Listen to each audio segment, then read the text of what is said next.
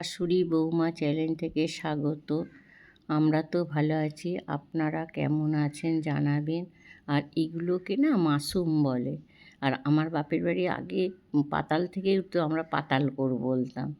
তা মা বললো, মা আছে তো এখানে, মা বললো একটু ভাজা খাবো, তার জন্য আলু পেঁয়াজ আর একসঙ্গেই কেটেছি আর একটু নুন মাখিয়ে রেখেছি। আর দেখুন কতটা জল বেরিয়েছে। আর তেলটা কড়ার মধ্যে দেবো, দিয়ে গরম করে না অন্য কিছু দেবো না, একটু লঙ্কা, শুকনো লঙ্কা আর কাঁচা লঙ্কা ফোড়ন দিয়ে আর এটা বসিয়ে দেবো, চাপিয়ে দেবো ওর মধ্যে। এইটাকে ক্যাপসিকাম তারপরে ইয়ে দিয়ে ওগুলো খোয়া সস ওইগুলো দিয়েও খুব ভালো লাগে খেতে, কিন্তু মা আবার ওই সব খায় না, তার জন্য কিন্তু এটা গরম ভাতে হেভি লাগে খেতে।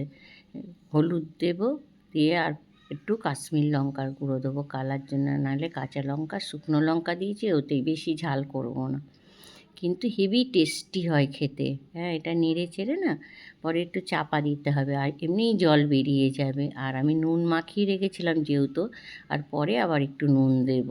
এটা আমি চাপা দিয়ে রেখে দেবো কিছুক্ষণের জন্য।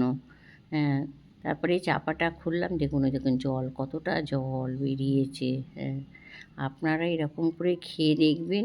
এখন তো কিনতে পাওয়া যায়, চাষ করে, আর তখন আমাদের দুর্গাপুজোর আগে না মাটি থেকে উঠতো যেটা, ওর স্বাদ একটা আলাদা, খুব সুন্দর খেতে লাগে।